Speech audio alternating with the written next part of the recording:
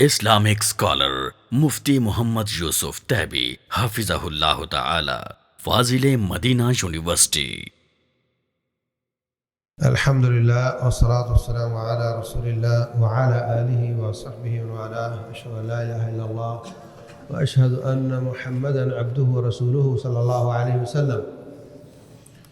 رسول اللہ صلی اللہ علیہ وسلم فرماتے ہیں یجمع خلق احدکم فی بطن امہ 40 یوما نطفہ ثم یکون علقۃ مثل ذلك ثم یکون مضغۃ مثل ذلك ثم يبعث إليه ملك بكتب رزقه وأجله وعمله وشقي أم سعيد.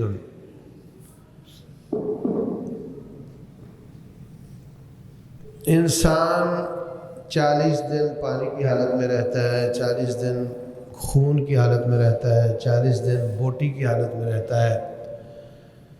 پھر اس کے بعد ایک فرشتہ بھیجا جاتا ہے جو فینفخ فیہ الروح، اس بوٹی میں روح پھونک دیتا ہے، وہ بوٹی ہلنے لگ جاتی ہے اور 4 چیزیں اس کو حکم ملتا ہے تو لکھ دے. یؤمر باربع کلمات.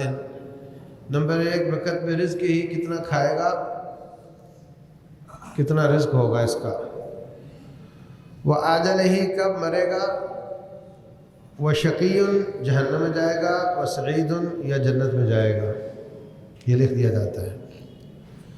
قالوا یا رسول اللہ ففیم العمل. صحابہ کرام کہنے لگے کہ جب یہ پہلے سے لکھ دیا گیا ہے تو پھر عمل کیوں کریں. تو رسول اللہ صلی اللہ علیہ وسلم نے فرمایا اعملوا فکل میسر لما خلق لہ. عمل کرو، ہر شخص کے لیے اس کا جو ٹھکانہ ہے اس کے اعمال آسان کر دیے جاتے ہیں. اس حدیث میں پہلی بات تو یہ کہ یہ بایو کا سوال ہے اور انسان کی تخلیق کے بارے میں ہے، اور اتنی باریکی کے ساتھ اللہ تعالیٰ نے بیان کیا ہے. قرآن حکیم نے بھی بہت زیادہ انسان کی تخلیق کا تذکرہ کیا ہے. تو اللہ تعالیٰ نے فرمایا کہ تمہیں وہ پیدا کرتا ہے مرحلہ وار فی ظلمات ثلاث، 3 پردوں میں آپ ہوتے ہو، اور بھی اس کی کافی تفصیلات بیان ہوئی ہیں. تو پھر آ کر کے فرشتہ اس میں روح پھونک دیتا ہے. یہ روح اللہ تعالیٰ کا حکم ہے، ہلنا شروع کر دے تو وہ ہلنا شروع کر دیتا ہے. تو اس کو 4 چیزوں کا حکم ملتا ہے. بکتب رزق ہی، کیا کمائے گا. اللہ اکبر، کیا رزق ملے گا اس کو. رزق بہت زیادہ بھی ہو تو آپ کو کتنا کھانا نصیب ہوتا ہے، یہ دیکھنے کی بات ہے. مشہور زمانہ آصف علی زرداری، اس کی ایک بندے نے دعوت کی تو وہ کہتا ہے کہ اس کا سیکرٹری حاضر ہوا، اس نے بھنڈی اور تھوڑی سی آدھی روٹی اور 2 چیزیں رکھی، نکال کے گھر سے لایا تھا، اور اس نے وہ تھوڑی سی کھائی اور اس کو سمیٹ لیا. جو ہم لوگوں نے کھایا اس میں سے اس نے کچھ نہیں کھایا. تو کمایا زیادہ، مگر ڈاکٹر نے کہہ دیا کہ تمہیں شوگر ہے، میٹھی چیز نہیں کھانی، تمہیں بلڈ پریشر ہے، نمکین بھی نہیں کھانی، اور تیری بلاکیج ہے تو تم نے تیل والی چیز بھی نہیں کھانی. رسول اللہ صلی اللہ علیہ وسلم فرماتے ہیں القی فی روحی ان النفس لن تموت حتی تستکمل رزقها. مجھے رب نے الہام کیا ہے کہ کوئی بندہ اس وقت تک مر نہیں سکتا جب تک روٹی پوری نہ کر لے اپنی. تو یہ پیدا ہونے سے پہلے لکھی گئی تھی، اور جب تک پوری نہیں کرو گے مرو گے نہیں. تو جلدی جلدی پوری کرنے کی کیا ضرورت ہے پھر. یہ اس کی بوٹی بھی میں ہی کھا جاؤں، ہاں اس کی روٹی بھی میں ہی کھا جاؤں. جلدی مرنا چاہتے ہو، روٹی پوری کرو گے تو مرنا پڑے گا بھائی. ہاں، تو جب تک روٹی پوری نہیں کرو گے مرو گے نہیں. اور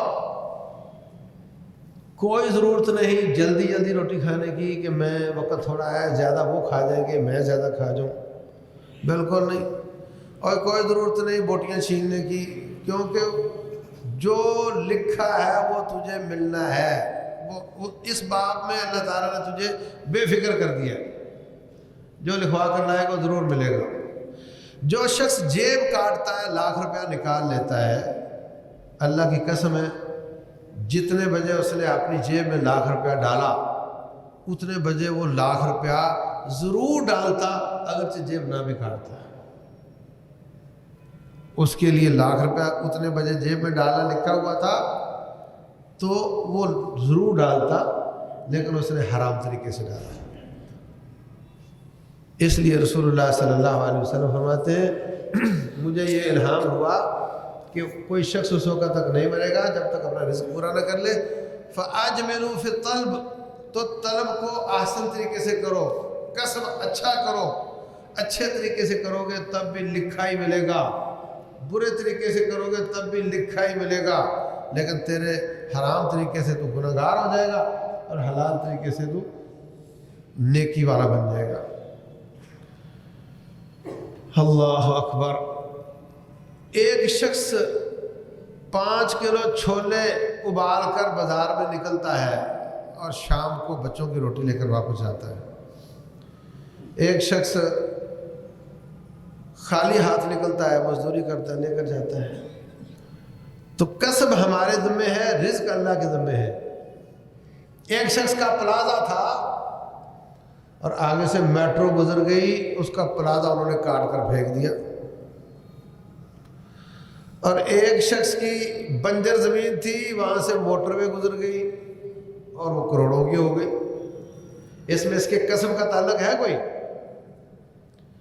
تو یہ اللہ تعالیٰ نے رزق پہلے سے لکھا ہوا ہے۔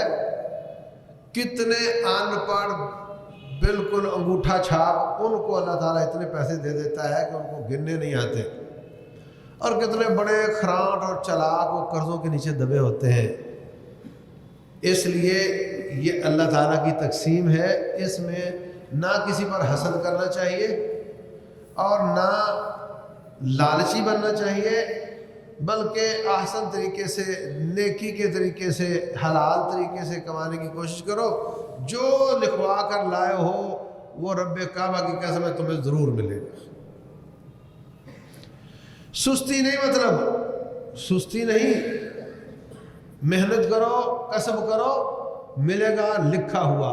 کسب کے مطابق نہیں ملتا۔ مزدور 12 گھنٹے کام کر کے اتنا نہیں کماتا، سیٹھ 2-3 گھنٹے دیتا ہے اور اتنا زیادہ کما لیتا ہے۔ کسب کے مطابق نہیں ملتا، لکھے کے مطابق ملتا ہے۔ مگر آپ کسب کرو، اچھے سے اچھا سوچو، اللہ تبارک و تعالیٰ آپ کو رزق دے گا۔ تو فرمایا بکتب رزق ہی و عمل ہی، کیا کام کرے گا، وہ اجل ہی، کب مرے گا، کیا کام کرے گا، نیک ہوگا برا ہوگا، نیکی والے کام کرے گا برے کام کرے گا، یہ سب لکھ دیا جاتا ہے۔ جب سب لکھ دیا جاتا ہے تو اس سے یہ وہم پیدا ہوتا ہے کہ وہ لکھے کے مطابق بندہ کرتا ہے تو بندہ مجبور ہے، حالانکہ لکھے کے مطابق بندہ نہیں کرتا، بلکہ جو بندے نے کرنا ہوتا ہے اس کے مطابق رب لکھ دیتا ہے۔ میرا طالب علم ہے، وہ نکمہ ہے، میں پہلے اس کے باپ کو بلا کر کہہ دیتا ہوں اس کو آج لے جاؤ یا سال بعد لے جاؤ، اس نے فیل ہی ہونا ہے۔ نہ پڑھتا ہے، نہ پڑھنے دیتا ہے، اور نہ سبق یاد کرتا ہے، نہ ہوم ورک، نہ کلاس ورک۔ اس کو آج لے جاؤ، سال بعد لے جاؤ، یہ فیل ہی فیل ہے۔ تو اگر وہ کہے نہیں نہیں اس کو رکھو اور سال بعد وہ فیل ہو جائے تو مجھے کہے کہ تو نے چونکہ کہہ دیا تھا اس لیے فیل ہوا ہے، وہ میرے کہنے کی وجہ سے ہوا ہے۔ تو اللہ تبارک و تعالیٰ کے بارے میں یہ بدگمانی کیوں کی جاتی ہے کہ چونکہ اس نے لکھ دیا ہے اس لیے یہ غلط کر رہا ہے؟ اس کے لکھے پر نہیں، اس نے لکھا ہے اپنے علم کے ساتھ، جیسے میں بول رہا تھا اپنے تجربے کے ساتھ، اس نے لکھا ہے اپنے علم کے ساتھ۔ تجربہ غلط ہو سکتا ہے بچہ اچانک محنتی ہو جائے، ہو سکتا ہے اس کو پیپر میں سوال ہی وہ آ جائے جو اس نے یاد کیا تھا، اور میرا تجربہ غلط ہو جائے، لیکن رب الجلال کا علم پرفیکٹ ہے، وہ غلط نہیں ہوتا۔ تو جو رب لکھے وہ ہمیں نہیں کرنا پڑتا، بلکہ جو ہم نے کرنا ہے وہ اللہ اپنے علم سے پہلے لکھ دیتا ہے۔ یہ موٹی سی بات ہے، لیکن اس میں کافی ساری مزید تفصیل ہے، انشاءاللہ آئندہ اللہ تعالیٰ نے توفیق دی تو بیان کریں گے۔ اللہ تبارک و تعالیٰ سمجھنے اور عمل کرنے کی توفیق۔